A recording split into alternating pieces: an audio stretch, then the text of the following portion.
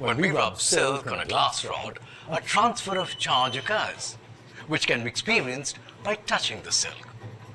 You are rewarded with a mildly discomforting shock.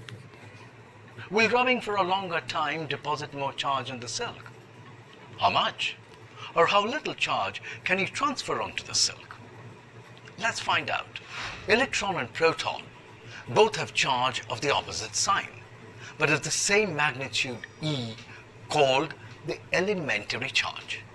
It is one of the important physical constants. Its value is 1.6 into 10 to the power minus 19 C. We know that charge is developed due to the transfer of electrons. During the transfer, the object receives n electrons, develops a negative charge Q on it, which is n times the charge on an electron. That is, Q is equal to n into minus E, or Q is equal to minus NE. The object which has lost n electrons has a deficit of n electrons, and so a positive charge Q developed on it is n times the charge on a proton. That is, Q is equal to n into plus E, which is equal to Q is equal to plus NE. In general, Q is equal to plus minus NE, where n is a positive integer, which can take the values of 1, 2, 3, and so on. Thus, the magnitude of charge Q developed on an object is not arbitrary, but an integral multiple of the elementary charge E.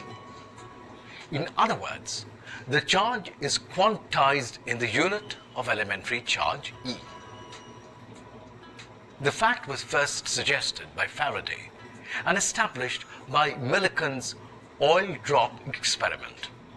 The quantization of a charge is important at a microscopic level, where the charges are of the order of a few tens or hundreds of E.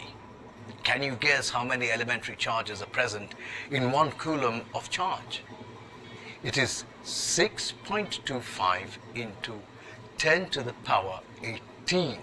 Such a large charge consists of a large number of elementary charges, and the graininess or the structure of the charge does not show up.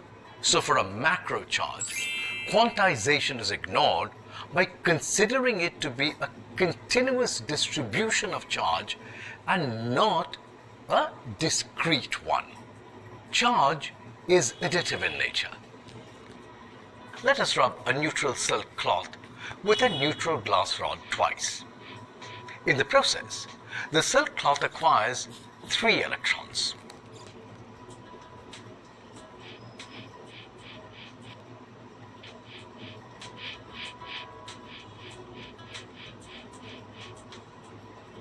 When we rub it 10 more times, the silk cloth acquires, say, 6 additional electrons.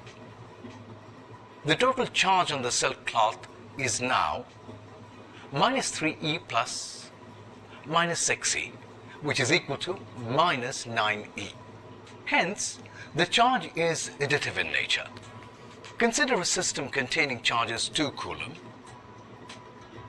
3 coulomb, and minus 4 coulomb. The total or net charge of the system is 2 coulomb plus 3 coulomb minus 4 coulomb, which is equal to 1 coulomb. The total charge of a system is the algebraic sum of all the individual charges. Charge is conserved. Before rubbing, the total net charge on a neutral glass rod and the neutral silk cloth is 0.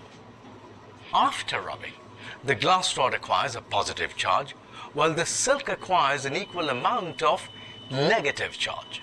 Hence, the total charge is still 0. Thus, we say that the total charge of an isolated system is always conserved.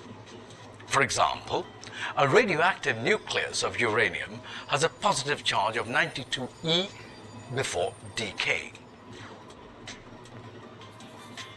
After decay, the total charge of the thorium nucleus and the helium nucleus is 90E plus 2E, which is equal to 92E, which is the same as that before the decay.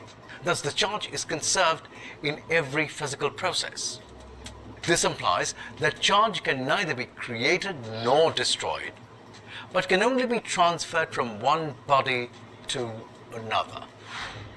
To summarize, charge is quantized, charge is additive in nature, charge is conserved. If every material were good at transferring charges, life would have been full of shocks, as our civilization is highly reliant on electricity. There must be some materials that keep you safe from shocks. To find out more about these, stay tuned.